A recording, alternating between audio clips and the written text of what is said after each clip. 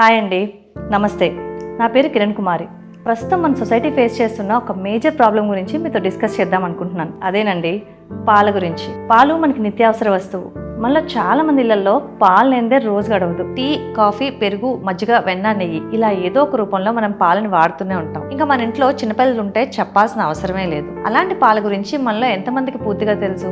మనం తెచ్చుకునే package milk ముందు గానీ వెనక్ గానీ ఏం ప్రింట్ చేస్తుందని మనలో ఎంతమంది గమనిస్తున్నాం? అసలు మిల్క్ అడల్ట్రేషన్ అంటే ఏంటి? పాలని ఎన్ని విధాలుగా కల్తీ చేయొచ్చు? సింథటిక్ మిల్క్ అంటే ఏంటి? ఇవన్నీ ఈ వీడియోలో తెలుసుకుందాం. పశువులు ఇచ్చే పాలు రా ఫామ్ లో కాకుండా అందులో ఏం కలిపినా ఏం తీసేసినా అది మిల్క్ అడల్ట్రేషన్ కిందకే వస్తుంది. ఫర్ ఎగ్జాంపుల్, పాలల్లో ఫ్యాట్, మినరల్స్ లాంటివి రిమూవ్ చేయడం, వాటర్, స్టార్చ్ లాంటివి యాడ్ చేయడం కూడా పాలని కల్తీ చేయడమే. మనలో చాలా మందికి తెలియని విషయం ఏంటంటే, మనం తెచ్చుకునే package milk already boiled milk అని. అవాక్కయ్యారా? కానీ ఇది నిజం. మనం తెచ్చుకునే ఏ బ్రాండెడ్ ప్యాకేజ్ మిల్క్ అయినా ఖచ్చితంగా బాయిల్డ్ మిల్కే అయి ఉంటుంది. ఎందుకంటే ఈ ప్రముఖ డైరీల వాళ్ళెవరికి వాళ్ళ సొంత డైరీ ఫార్మ్స్ ఉండవు. వీళ్ళు విలేజెస్ లో రైతుల దగ్గర నుంచి పాలను సేకరిస్తారు. ఇలా వందల వేల లీటర్లు సేకరించిన పాలని ప్యాకింగ్ చేసి సప్లై చేసే లోపు పాస్చరైజేషన్, హోమోజనైజేషన్, క్రీమ్ సెపరేషన్ అని చాలా ప్రాసెస్ జరుగుతుంది.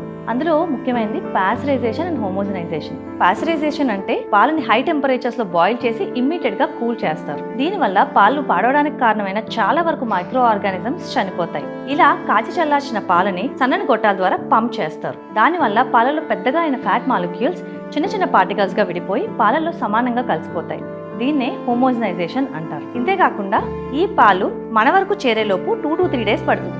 ఈ టైంలో పాలు పాడవకుండా ఉండడం కోసం చాలా వరకు మినరల్స్ రిమూవ్ చేస్తారు. కొన్ని రకాల ప్రిజర్వేటివ్స్ యాడ్ చేస్తారు. అందుకే పాలని 15 days, 3 months, టెట్రా ప్యాక్స్ అని 6 months వరకు నిల్వ ఉంచగలుగుతున్నారు. ఆ ప్రిజర్వేటివ్స్ ఏంటి, వాటి వల్ల మనకు వచ్చే నష్టాలు ఏంటి అనేది ఇంకో వీడియోలో చూద్దాం.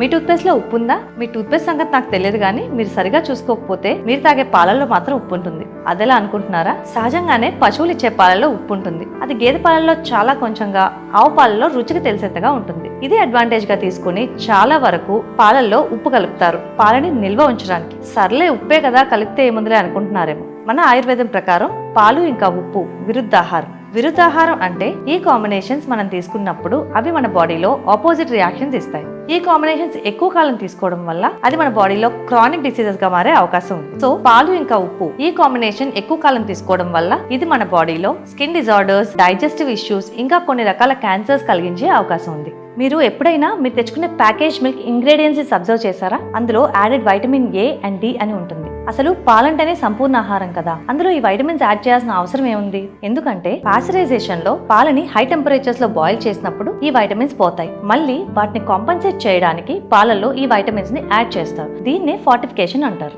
సింథటిక్ మిల్క్ లేదా ఆర్టిఫిషియల్ మిల్క్. అసలు సింథటిక్ మిల్క్ అంటే పాలల్లో ఉండే proteins, fats, minerals and vitamins combinations use చేసి ల్యాబ్ లో ఆర్టిఫిషియల్ గా పాలను తయారు చేయడం.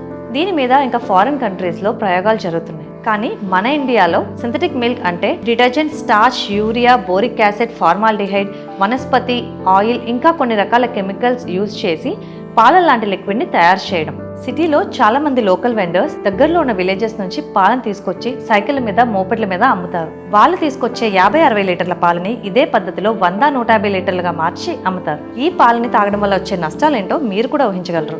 అందరం రైతు కుటుంబం నుంచి వచ్చిన వాళ్ళమే కదండి. పశువులు ఇచ్చే పాలలో సీజనల్ వేరియేషన్స్ ఉంటాయని మనందరికీ తెలుసు. అలాంటప్పుడు మనం తెచ్చుకునే ప్యాకేజ్ మిల్క్ ఎప్పుడు ఒకే కన్సిస్టెన్సీలో ఎలా ఉంటుంది? ప్రముఖ డైరీలు ఏ సీజన్ లో అయినా కొరత లేకుండా పాలను ఎలా సప్లై చేయగలుగుతున్నారు? ఎందుకంటే పాల ఉత్పత్తి ఎక్కువగా ఉన్నప్పుడు పాలని పొడిగా మార్చి నిల్వ ఉంచుతారు. పాల ఉత్పత్తి తక్కువగా ఉన్నప్పుడు అదే పొడిని పాలుగా మార్చి సప్లై చేస్తారు. మార్కెట్ లో toned milk, double toned milk, skim milk అని చాలా రకాలు వస్తున్నాయి. పాలల్లో వెన్న శాతం తగ్గే కొద్దీ పాలు పలచబడతాయి. అలాంటప్పుడు పాలలో చిక్కదనం పెంచడానికి కూడా ఇదే పొడిని వాడతారు. సిటీలో కొన్ని చోట్ల కొంతమంది పశువులను పెంచుతూ చుట్టుపక్కల ఇళ్ళకి పాలు సప్లై చేస్తుంటారు. వీళ్ళతో వచ్చే సమస్యలు ఏంటంటే, ఫస్ట్ థింగ్, వీళ్ళు ఇచ్చే ప్లాస్టిక్ బాటిల్స్. వీళ్ళు బాటిల్స్ ని సరిగా క్లీన్ చేయకుండా మళ్ళీ అవే బాటిల్స్ లో పాలు పోసి తీసుకురావడం వల్ల పాలు కంటామినేట్ అయిపోతాయి. సెకండ్ థింగ్, వీళ్ళు డిమాండ్ ని రీచ్ అవ్వడానికి పశువులకి హార్మోనల్ ఇంజెక్షన్స్ ఇస్తారు. ఆ హార్మోన్స్ పశువులు ఇచ్చే పాలల్లో చేరుతాయి. థర్డ్ థింగ్, వీళ్ళు పాలల్లో నీళ్లు కలుపుతారు. మళ్ళీ ఆ పాలు చిక్కదనం పెంచడానికి స్టార్చ్, షుగర్ సిరప్ లాంటివి కలుపుతారు. Fourth and and the most important thing is వీళ్ళు పశువుల్ని సరిగా ఫీడ్ చేయరు. అవి రోడ్ల పైన చెత్తబొట్లలో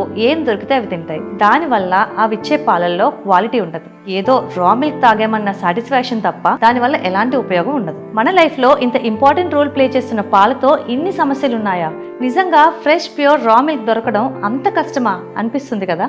అందుకేనండి ఈ సమస్యలన్నింటికి బెస్ట్ సొల్యూషన్ మేము తీసుకొస్తున్నాం. కానీ అదేంటో తెలుసుకోవాలంటే మీరు కొంచెం వెయిట్ చేయాల్సి ఉంటుంది. Because good things take time. So మా నెక్స్ట్ వీడియో వచ్చేంత వరకు ఆ సొల్యూషన్ ఏంటో మీరు చిన్నగా గెస్ చేసి చూడండి. So let's meet in our next video with the best solution for all these problems. Until then, keep smiling, keep guessing. Bye bye.